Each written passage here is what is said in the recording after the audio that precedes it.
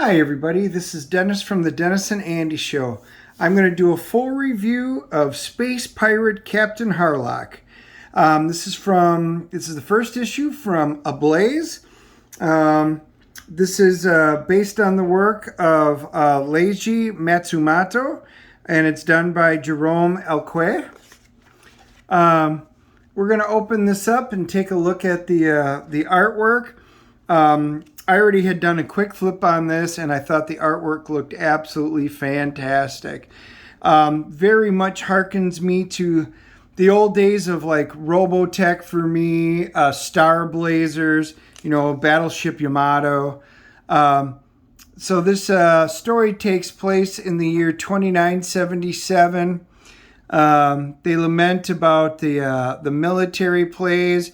So they're a space pirate that's surrounding Earth. They talk about the oceans that are drying up. The oceans dried up. The riches that nature once offered were gradually exhausted.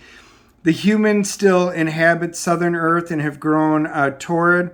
There's a handful of resources, and they basically, control all of these resources, mainly for their own pleasure. And from the depths of space, the omnipotent Mazon began their exodus towards their former colony. So they're laying down the fact that there was a race that inhabited Earth well before mankind ever existed. They no longer have a place to live. Something happened to their home worlds, and the humanoids know the only place that they can run out to and colonize is basically Earth. The Suicide Maison Royal Armada towards Earth. They crash in the middle of the capital, and it's where the Terran government was. And then they send out radiation, which expands, emitted by this large orb. And from the four corners of the globe, emerging from their million-year sleep, rise. They prepare to take the invasion. So they've got a group of sleepers that have been there for many, many, many years. Millennium, well before mankind. Mired in corruption and laziness, the Prime Minister of the Earth government remains blind to the impending threat. Next, the eminent Professor Daba was executed by the Mazon and studied the trajectory of the sphere, following the trail to the ends of the known universe. Only his son, Tadashi, escaped the death at the hands of the Mazon. Disgusted by the government, they basically, he joins with a pirate group, and they join the Arcadia, which is the name of the pirate vessel. Banished by an apathetic government, he became, like all the members of my crew, a pirate and outlaw. We are now the only humans ready to fight the incoming Mazon threat. The Arcadia is prepared for this confrontation, and believe me, my friend, we will not fail. And as I promised you long ago, I will watch over Mayu, your daughter, whom I love very much. I will fight so that she can grow up on Earth as you wished. And he always keeps his word. So we enter into the ship. They're kind of going through a discussion. He's in the quarters. Do you prepare for battle? Consciousness must be awakened. Mimme, your president, comforts me. Thank you for accompanying me on the harp as I wrote my friend. Harlock, since the day you saved me, I gave you my life. Know I will always accompany you, if need, even in darkness. I know. Again, just beautiful artwork. This is just so reminiscent. Look at that. This is just, love this stuff. This is starting to shape up to an interesting backstory. My friend, my brother, in the times of trouble and darkness, mankind must more than anything show the true greatness of their soul. My crew and I will never give up. I refuse to see Mayu's home sink into nothingness. They found there's a freighter approaching Earth. They basically go to battle stations. They're like, hey, what's going on? That's the Arcadia. It's Captain Harlock's ship. Look at those bunch of cowards. What a shame. They already ran up the surrender flag. You know what they say about humans: at the first sign of danger, they always wave the white flag. They're like, yeah, we need to go over for supplies. Doc, all you care about is the alcohol. Captain on deck, prepare the grapples, prepare to be boarded. They grapple them. They go on board, and he's like, Captain, let me come with you. Those government dogs did nothing when my father died, and I want them to pay. As you wish, Tadashi. Never forget that on the ship, you are free to follow the dictates of your own convictions. So he's only got a few rules, and he's basically saying do what you feel you need to do, as long as it falls within the confines of, this ship. They wind up sending a paralyzing stun through them as they board the vessel, and it stuns most everybody on the ship, all except for it's a robot. Robots don't get stunned like the humans. What was that? These were the new combat robots the Ministry has assigned to the cargo ships to protect shipments. They don't even trust the crew, but I can understand that. But they were no match for the Cosmo Dragoon. Cosmo Dragoon. So that's obviously his weapon. So it was a pretty cool. I bet we'll find out more about that later.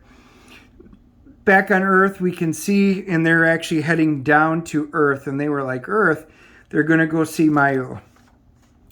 She's actually getting bullied by a bunch of the kids. And he goes, oh, leave her. Captain Harlock is her guardian. Maybe, but he's just a dirty pirate. He doesn't even care about her. Probably doesn't even know she's around. And who flies in? It's the Arcadia. They all go running. Help! She comes down. You came. I missed you. You've grown so much since last. But this weather, there's something wrong. There's something at work here because this is way too early. So they're hinting that there's something going on. I intend to unravel this mystery. So we break forward into Chapter 2, the Ice Veil of Oblivion.